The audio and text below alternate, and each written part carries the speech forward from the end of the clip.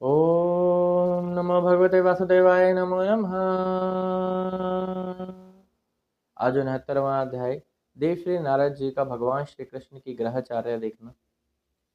सुखदेव जी कहते हैं कि जब श्री कृष्ण भगवान ने भौमासुर यानी नरकासुर का वध कर दिया था अकेले ही, तब नारद जी यह देखते हैं कि उन्होंने उसका वध करके 16,000 जो उसने स्त्रियां कैद कर रखी थी उन सबके साथ विवाह कर लिया।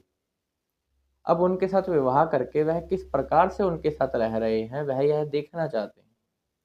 तो नारद जी द्वारका की ओर चल पड़ते हैं। द्वारका में जाते हैं। द्वारका बहुत ही सुंदर नगरी थी, बहुत ही सुंदर। जहां देखो वहीं पर हर दरवाजे पर मणियां चमक रही थी। कोई एक पुरुष या कोई एक स्त्री ऐसी नहीं थी जो वहां पर दरिद्र थी। कोई एक पुरुष, कोई एक स्त्री ऐसी नहीं थी जो कि किसी दुख से पीड़ित थी, जिसको किसी प्रकार की या कोई बीमारी थी या कोई मानसिक क्लेश था। किसी के पास दुख ही नहीं था। भला हो भी कैसे, वो कहाँ निवास कर रहे हैं? स्वयं भगवान की बनाई हुई उस द्वारका नगरी में। उस द्वारका नगरी में तो इस दुख की, कलेश की, यह सब की तो एंट्री ही नहीं थी, बंद। तो वहां सभी लोग प्रसन्न ही रहा करते थे हमेशा। और बात रही वहां की चमक की, तो जगह जगह पर हर चीज उपस्थित। और लोगों के स्वभाव की, तो वह हर जगह नम्र ही दिखे कि किसी से भी कोई भी बात कर लो तो वह लालची है ही नहीं, यानी लालच की भी वहां जगह नहीं। जैसे वहां के लोगों का स्वभाव और उनकी सुंदरता, ऐसा ही वह नगर। द्वारकापुरी बड़ी ही सुंदर, बड़े ही साफ रास्ते और बैठने के लिए, खेलने कूदने के लिए हर जगह पर उपवन बने हुए थे। पानी पीने की सुंदर व्यवस्था थी। और जब वह देखते हैं कि पक्षी चहचहा रहे हैं, सरोवर में कमलों की भीड़ लगी पड़ी है, इतने सुंदर सुंदर छोटे छोटे और बड़े बड़े कमल उगे पड़े हैं उसके अंदर। जब वह देखते हैं कि द्वारकापुरी इतनी सुंदर है, विश्वकर्मा जी ने अपनी पूरी कला कौशल लगा दी थी उस नगरी को बनाने के लिए। एक एक खंबे के अंदर मणियां जड़त हुई हुई थी, और वो मणियों की चमक ऐसी थी कि जो कभी जाती ही नहीं थी। चाहे सूर्य उदय हो रहा हो, चाहे सूर्य अस्त हो रहा हो, उसकी चमक हमेशा ही बरकरार रहती थी। यह भगवान की माया ही है, योग माया। अब नारद जी किसी एक महल में प्रवेश करते हैं। वहां वह देखते हैं कि भगवान श्री कृष्ण बैठे हुए हैं रुक्मणी जी के साथ। और रुक्मणी जी स्वयं अपने हाथों से सोने की डंडी का चवर उनके आगे डोला रही हैं, उनको हवा कर रही हैं। इतनी सैकड़ों हजारों दासियां द्वारका में उनकी, लेकिन फिर भी स्वयं रुक्मणी जी उनकी सेवा कर रही हैं, क्योंकि वह तो चाहती यही है कि इनकी सेवा मुझसे एक क्षण के लिए भी ना छूटे। और जब वह देखते हैं कि नारद जी पधारे हैं, उसी क्षण उठकर खड़े हो जाते हैं। उनके चरणों में अपने मुकुट सहित प्रणाम करते हैं। समस्त लोगों की एकमात्र शक्ति, एकमात्र आश्रय अपने मुकुट सहित नारद जी के चरणों में प्रणाम कर रही है। कारण यही है कि भगवान श्री कृष्ण संतों को अपना आराध्य मानते हैं।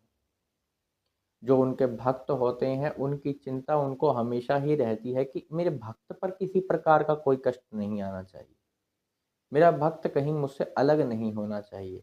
एक बारी एक भक्त यदि भगवान का हो जाए तो वह अपनी मर्जी से हुआ है, वो अलग अब होना भी चाहे तो अब वह अलग नहीं हो सकता, यदि भगवान ने उसको एक बार अपना लिया है तो भगवान ऐसे ही हैं। नारद जी की इतनी पूजा करते हैं शास्त्रोक्त विधि से, उनको बैठाते हैं, आसन पर विराजमान करते हैं, उनके पांव धोते हैं। और जो पांव से जो जल निकलता है चरणामृत, उस चरणामृत को अपने मस्तक पर धारण करते हैं। फिर नारद जी से पूछते हैं, आप किस कारण से आए? आप यदि कोई जरूरी कार्य था तो आप मुझे भी बुला लेते, मैं ही आ जाता। नारद जी भी बहुत प्रसन्न है, हालांकि सब जानते हैं कि कौन है और कौन नहीं है वह।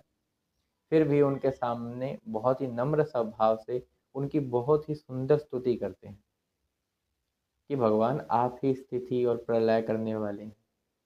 आप ही इस संसार की रचना करते हैं एक एक क्षण के अंदर ही, और इसी को ही अपने अंदर समाहित कर लेते हैं एक समय आने पर।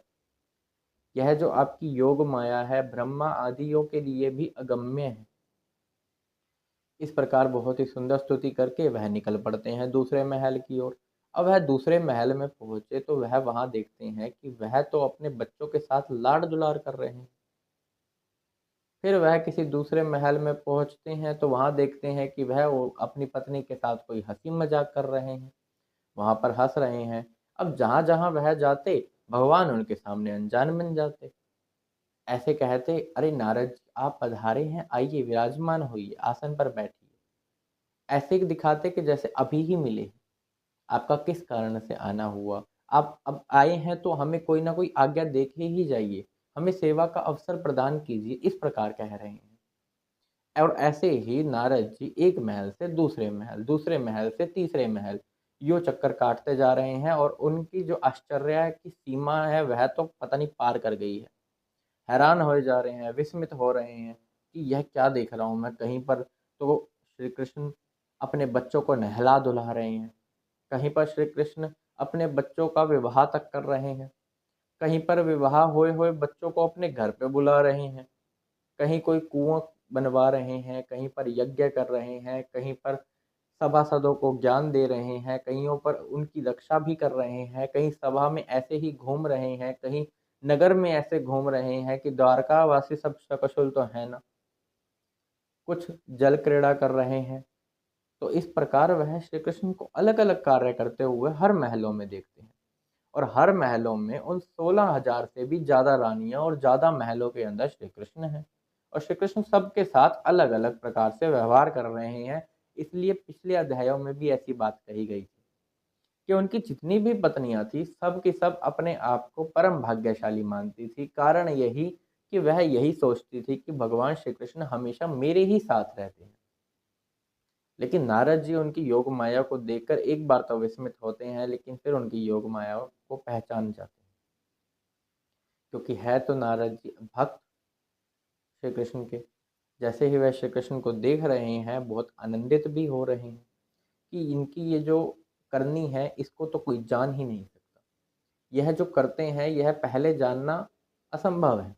और फिर जब यह जो करते हैं, उसको देखने में, उसको देखकर आनंद लेने में, अपने मन में उतारने में और उसका चिंतन करने में और फिर दूसरों के आगे गान करने में कितना आनंद आता है।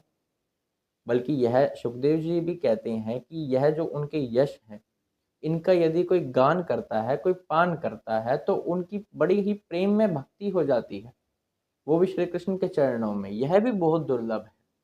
यह भी बड़े हजारों करोड़ों जन्मों के पुण्य उदय होते हैं, तब इनके चरणों की भक्ति मिलती है। और यह भक्ति अब कैसे मिली? जब हम इनकी इन लीलाओं का, इनके यश का गुणगान करते हैं, इनका चिंतन करते हैं, इनका नाम लेते हैं। और इसी में ही परमानंद है और किसी विषय सुख में नहीं है। वहीं नारद स्तुति करते हुए भी ऐसी बातें कहते हैं कि यह जो जीव है, यह विषय की ओर भागता है, माया की ओर भागता है भगवान की, और इसी के अंदर अपना सुख मानता है। लेकिन सुख और दुख फिर जब उसे दोनों ही भोगने पड़ते हैं, क्योंकि यह दोनों साथ ही चलेंगे, जैसे कि दिन और रात चलते हैं, इसी प्रकार उसे सुख के साथ दुख भी भोगने पड़ते हैं। इसी वजह से वह कई बार भगवान को भी दोष देने लग जाता है कि अब आपने मेरे पास दुख भेज दिए, अब मैं बहुत ही दुखी हूँ, अब मुझे ऐसे हो रहा है, वैसे हो रहा है। वह भगवान की माया ही तो है। अब इस योग माया को समझना हर किसी के बस की बात नहीं है। यहाँ तक कि जैसा नारद जी बता रहे हैं कि ब्रह्मा जी तक के लिए यह अगम्य है, तो और तो किसके समझ में आए। लेकिन नारद जी इसको समझ जाते हैं। तो श्री कृष्ण उनसे कहते हैं कि मेरे प्यारे पुत्र, तुम इस योग माया से मोहित मत होना, तुम मेरे बहुत ही प्रिय हो। और सुखदेव जी फिर राजा परीक्षित को यह सब बता रहे हैं कि किस प्रकार से नारद जी द्वारका में गए, अलग अलग महलों में गए, और उन्होंने अलग अलग प्रकार से हर रूप में, हर प्रकार से हर श्री कृष्ण को ही देखा। और हर तरीके से वह कुछ ना कुछ अलग ही कर रहे हैं, कभी किसी महल में तो कुछ, किसी महल में तो कुछ। और बहुत ही सुंदर स्तुति करते हैं भगवान की। और अंत में सुखदेव जी कहते हैं कि जो भी उनके यश और उनके गुणों का गान करता है, उनका चिंतन करता है, उनकी प्रेम में भक्ति जागृत होती है श्री कृष्ण में।